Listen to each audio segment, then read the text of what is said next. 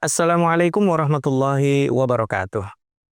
Alhamdulillahilladzi a'azzana bi'izzatihi wa faddalana bifadlihi wa hadana bihidayatihi. Allahumma salli wa sallim wa barik ala nabiyhi Muhammadin sallallahu alaihi wasallam wa ala alihi wa ashabihi amma ba'd. Kaum muslimin dan muslimat, para pemirsa TV-mu yang berbahagia, alhamdulillah dengan izin Allah dalam keadaan sehat walafiat kita berjumpa kembali. Kali ini insya Allah kita akan membahas tentang tuntunan salat. Ya, tentunya tuntunan salat sebagaimana yang diajarkan oleh Rasulullah Sallallahu Alaihi Wasallam dan melalui sunnahnya kita belajar. Insya Allah nanti kita akan menjadikan rujukan utamanya bagaimana Rasulullah Sallallahu Alaihi Wasallam mengajarkan kita salat melalui keputusan atau surat keputusan pimpinan pusat Muhammadiyah tentang tanfidz keputusan Munas Tarjih pada tahun 2017, nomor SK-nya 321, yaitu tentang tuntunan sholat. Mengapa sholat ini perlu untuk kita ketahui dan kita pelajari dengan benar?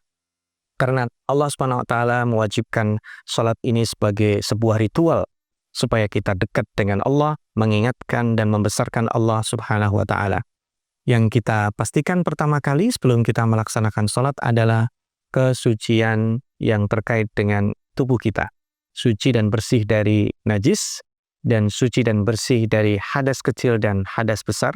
Demikian juga baju yang kita kenakan, selain suci dan bersih juga layak dan bagus sebagaimana yang Allah perintahkan. Lalu kita juga pastikan bahwa sebelum kita sholat, kita mengetahui kita akan sholat apa, karena masuknya waktu sholat juga merupakan syarat diterimanya sholat, selain juga menghadap kiblat dan beberapa persyaratan lainnya. Baik para pemirsa yang dimuliakan Allah Subhanahu wa Ta'ala, pertama saat kita akan melakukan sholat, kita menghadap kiblat, ya, wajah kita arahkan ke kiblat, dan kemudian kita pandang ke tempat sujud kita, lalu kita mulai dengan membaca al-basmalah, bismillahirrahmanirrahim, seraya berniat, membaca niat di dalam kolbu kita akan melaksanakan sholat apa.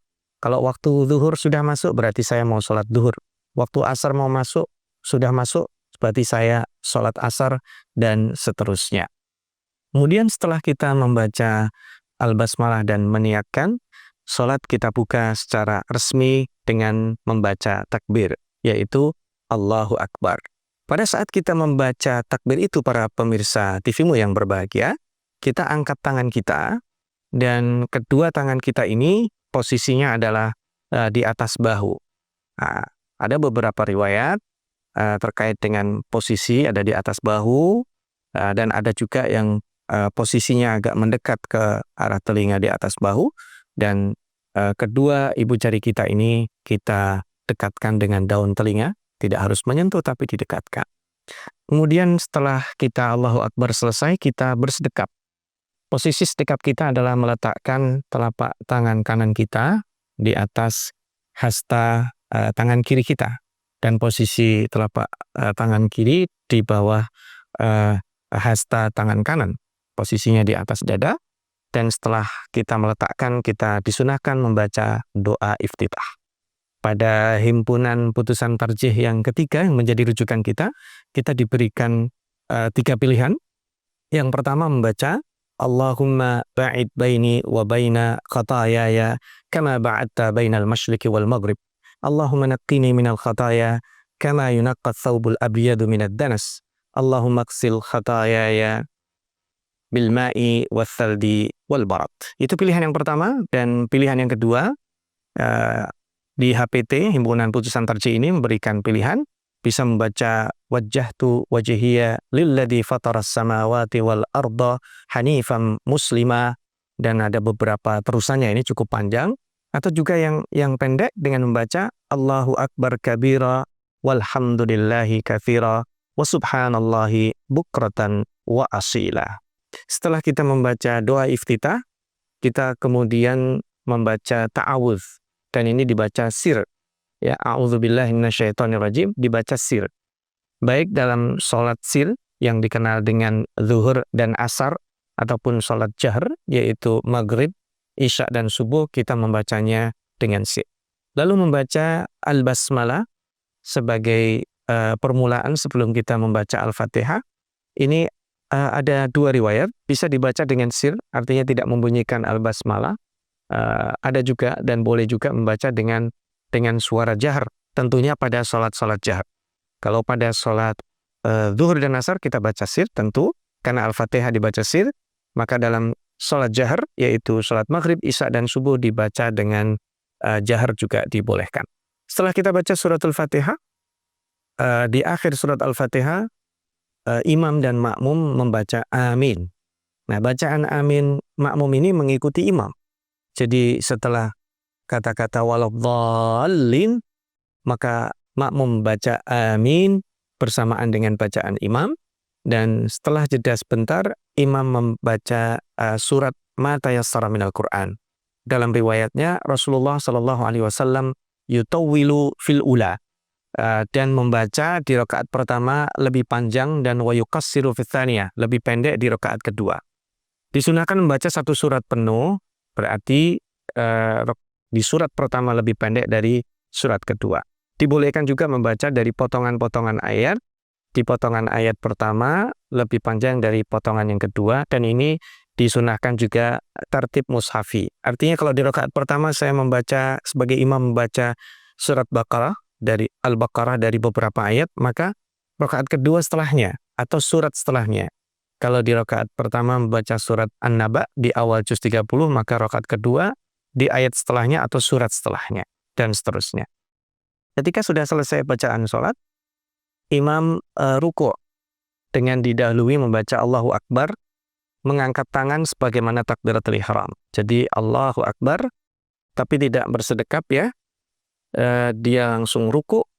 Posisi ruku'nya itu telapak tangan diposisikan di lutut, pandangan kepada tempat sujud, posisi punggung sejajar. Jadi kalau diibaratkan nanti ditaruh gelas di atas ini, airnya tidak tumpah.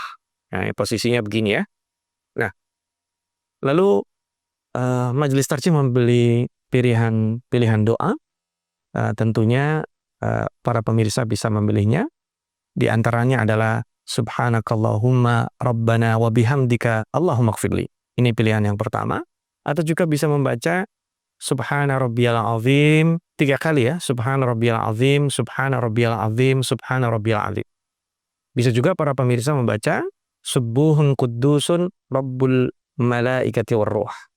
Setelah selesai membaca doa itu, kita mengangkat badan kita untuk berdiri tegak, dan tangan kita juga diangkat sebagaimana awal mula kita takbir, tapi yang kita baca bukan takbir, tapi kita membaca Sami Allahu liman hamidah.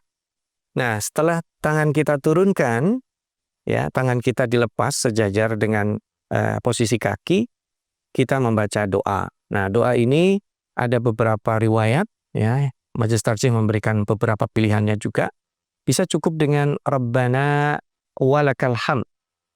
Bisa juga Rabbana lakal hamd, tidak pakai wawu.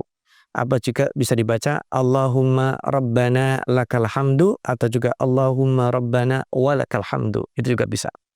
Atau juga kalau dipanjangkan Rabbana walakal hamdu mil'us samawati wal ardi wa mil'u ma syi'ta min syai'in ba'du.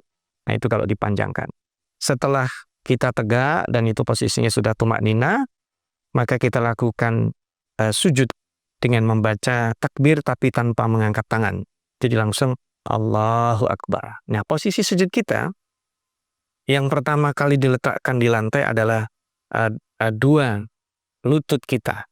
Jadi posisinya adalah lutut dulu, baru kemudian kedua tangan, baru kemudian meletakkan dahi kita dan hidung kita di tempat sujud kita. Adapun posisi lengan ini menjauhi lambung, jadi posisi kita tidak begini, posisi kita melebar, tapi tentu tidak perlu terlalu lebar karena ini akan mengganggu kalau kita berjamaah posisi di kanan dan orang di kiri kita. Jadi secukupnya saja. Kedua tangan kita ini dirapatkan jari-jarinya, dan ibu jari kita diletakkan dekat dengan bahu. Jadi posisi begini.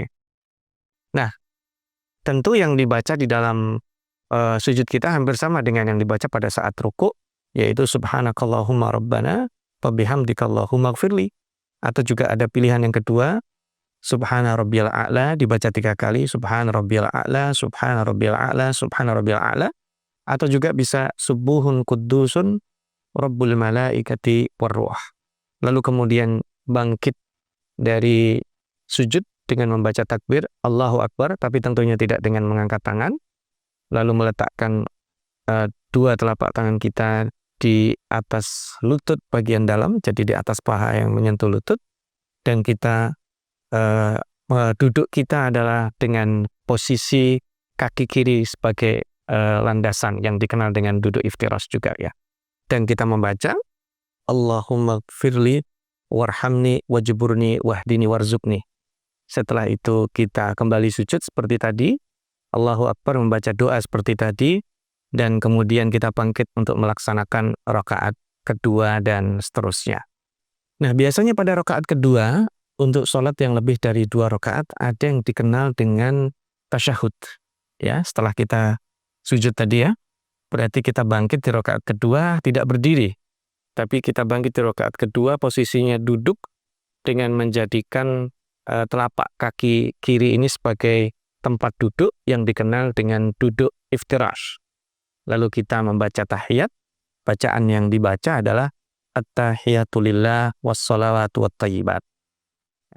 Kita membaca itu, kemudian membaca salam ya. Assalamu alayka ayyuhan nabiyyu wa rahmatullahi wa barakatuh. Assalamu alayna wa ala ibadillahis salihin. Kemudian membaca syahadat, asyhadu an la ilaha illallah wa asyhadu anna muhammadar rasulullah. Lalu kemudian membaca salawat, Allahumma salli ala Muhammad wa ala ali Muhammad kama sallaita ala Ibrahim wa ali Ibrahim. Wa barik ala Muhammad wa ala ali Muhammad kama barakta ala Ibrahim wa ali Ibrahim innaka hamidum majid. Lalu kemudian bangkit ya, Allahu Akbar, mulai ke rakaat ketiga dan melakukan seterusnya sampai rakaat yang terakhir. Hanya pada saat rakaat terakhir ketika tasyahud ini posisinya duduk berbeda. Ya, para ulama memberikan perbedaan. Di rakaat pertama itu duduk di atas telapak kaki kiri. Kalau di rakaat kedua telapak kaki kiri dimasukkan di bawah ujung kaki kanan sehingga duduknya di atas lantai, dan itu dikenal dengan duduk tawarruk untuk membedakan antara rakaat kedua dan rakaat keempat. Dan setelah membaca tadi, biasanya dalam tasyahud awal dan tasyahud akhir juga sebelum mengakhiri dengan salam, disunahkan juga membaca doa-doa pilihan. Di antara doa pilihannya adalah meminta perlindungan dari neraka dan fitnah dari Dajjal. Allahumma inni a'udzubika min adzabi jahannam wa min adzabil qabr wa a'udzubika min fitnatil mahya wal mamati wa min syarri fitnatil masihid dajjal. Lalu kita akhiri sholat kita dengan mengucapkan salam, yaitu dengan salam yang sempurna. Assalamualaikum warahmatullahi wabarakatuh. Seraya memalingkan wajah kita ke kanan. Nah, posisi wajah kita ini menengok lurus ke kanan ya. Ya. Kemudian selesai sampai wabarakatuh, kita menengok ke kiri sambil mengucapkan salam, ini juga wajah kita ke kiri. Assalamualaikum warahmatullahi wabarakatuh. Dan dibolehkan juga Assalamualaikum warahmatullah. Nah, itu juga bisa.